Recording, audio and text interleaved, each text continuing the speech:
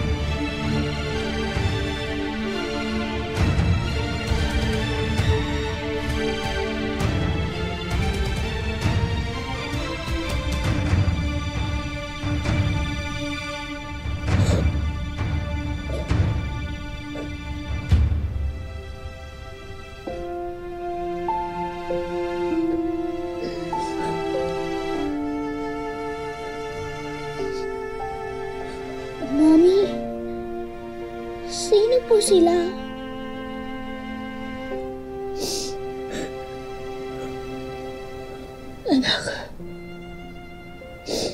Anak siya si Lolo. Siya ang totoo mong tatay. O ano, Mars? Anong resback ang naiisip mong gawin dyan sa Esther at Bertang yan? Eh sila lang naman yung may motibong siraan ka eh. O yan, tignan mo. Ano ba yan? Nagpipiesta na ka online, no? Nakakainis eh. Ba't ganun? Makatawag sila sa akin ng kabit. Ganun-ganun na lang, mga kabarangay natin yan eh. Kahit ganito ako manamit, tsaka kahit nagtatrabaho ako sa beer house, hindi ako naging kabit.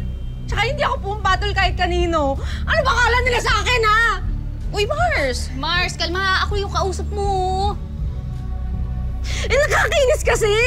Ano ba kasing ginawa ko? Dahil ba binangga ko yung Esther na yan? Ano, dapat ba nanahimik na lang ako?